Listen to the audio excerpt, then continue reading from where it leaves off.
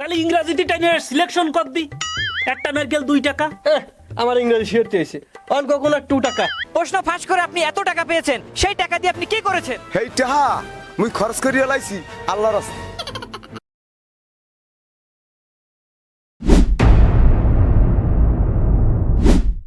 দর্শকবৃন্দ, আপনারা শুনেছেন ইতিমধ্যে প্রশ্ন ফাঁস নিয়ে এক চঞ্চলকর পরিস্থিতি সৃষ্টি হয়েছে। আর এই পরিস্থিতিতে অনেকেই জড়িত আছেন। প্রশ্ন ফাঁসের সাথে জড়িত আছেন আবিদ সাহেব নামে আরো প্রমুখ ব্যক্তি। আমরা এখন সেই আবিদ সাহেব ওরূপে আবিদ, তার কাছে আমরা চলে যাচ্ছি সরাসরি। আবিদ সাহেব, আপনি তো একসময় কুলি ছিলেন, তাহলে এত টাকার মালিক হলেন কিভাবে? হ্যাঁ তো অনেক আগের কথা। এরপর তো ড্রাইভারের চাকরিও করছি। আচ্ছা, আপনি ড্রাইভার হয়ে এত টাকার মালিক হলেন কিভাবে? ড্রাইভার তো ছিলাম 15 বছর আগে। মুই হন একজন ব্যবসায়ী। প্রশ্ন ফাঁস করে আপনি এত টাকা পেয়েছেন, সেই টাকা দিয়ে আপনি কি করেছেন? হেই টাহা মুই খরচ করিয়া লাইছি আল্লাহর রাস্তায়। মিস্টার আবিদ, এ পর্যন্ত আপনি কত লোকের কাছে প্রশ্ন ফাঁস করেছেন?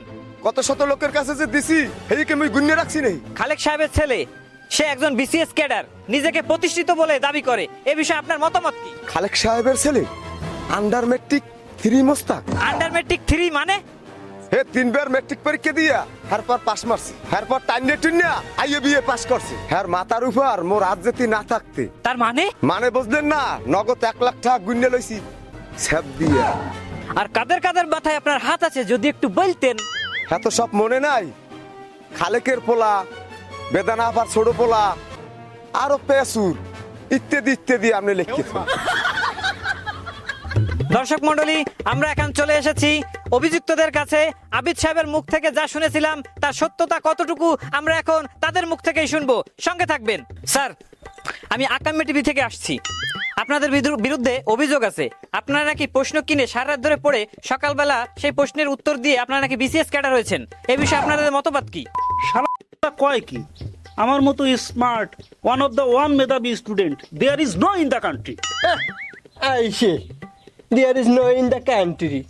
আমি যে there is any other in the country, আগে সব জানে কথা বলতে হবে। কথা বাড়াইস না। তুই আমার সাথে কোনো দিনও মেধায় পারবি না। এই তুই ভালো কথা কইস না। আমার মেধা সম্পর্কে তোর কোনো ধারণা আছে? তাহলে ইংরেজিতে টাইনে সিলেকশন কর দি। একটা নারকেল 2 টাকা। আমার ইংরেজি শিখতে হয়েছে অঙ্ক কোন 2 টাকা। শালার কথা হয়? হয় না? হবে অঙ্ক কোন টাকা টাকা। 2 বার টাকা হবে না? 2 বার টাকা হবে। এবারে করছে 2 টাকা। হয় কোনোদিন? তুমি কও ওই সাংবাদিক সাহেব, ইংরেজি হয় না কও? ভাই, আপনারা থামেন। আপনাদের যে প্রশ্ন করা হয়েছে তা তুই নিজেরা ঝগড়া করতেছেন। ঝগড়া না করে আপনারা প্রশ্ন কিনেছেন কিনা সেটা বলেন। না দাদা, এরকম কি হয় নাকি? কইছে কিটা? আমরা কোনো প্রশ্ন কিনিনি। পিঠা কইছে খালি তার দ্বারা একটু নিয়ে চলেন, তারপর দেখাচ্ছি। দর্শকবৃন্দ, আমরা এখন ক্যাডার দুজনকে সঙ্গে নিয়ে চলে যাব প্রশ্ন ফাঁসকর্তা আবিদ আলীর বাড়ি। সবাই আমাদের সাথে থাকুন, দেখতে থাকুন আমাদের চ্যানেল। এই সাংবাদিক বাদ্দারা কি আছে কথা কই বলছ না? কবে প্রশ্ন কিনিস আপনাদের? কথা কবেন না কিন্তু। আপনি মুরব্বী মানুষ হইয়ে আমাদের দুইজন ক্যাডারের নামে যে সব কথা কয়ে বেড়াচ্ছেন, আপনার মাথায় তো ঠাডা পড়বে। এবার এই এখন আর ডাইকে লাভ নাই। মনু ধরা খাইয়ে গেছি। স্কুল দিয়া আন্ডার ডুয়ের আগে সব কইয়ে দে। হয় আমরা প্রশ্ন কিনিলাম। 1 লাখ টাকা দিছি। আমাকে মতো অনেক ক্যান্ডিডেটের দাদে টাকা নিছে এই আবিদ দাদু।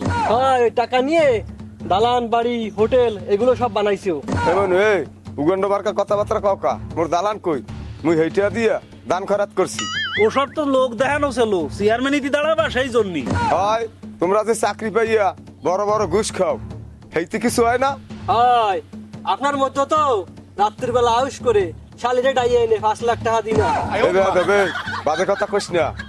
তোকে নথিপত্র গুলো মোর সুন্দুকে তালা মারা আছে। দর্শকবৃন্দ, আপনারা দেখলেন প্রশ্ন ফাঁসের মাধ্যমে বিভিন্ন গুরুত্বপূর্ণ পদে অযোগ্য ব্যক্তিরা পদ পাচ্ছে এবং সেই সাথে মেধাশূন্য হয়ে পড়ছে দেশ। আসুন আমরা সতর্ক হই, সাবধান হই এবং প্রশ্ন বেচা কিনা বন্ধ করি। নিজেদের মেধা যাচাইয়ের জন্য নিজেরা পরীক্ষা দিই। সবাই সাবধান থাকি, আসুন সচেতন হই। ধন্যবাদ। Thank you for watching.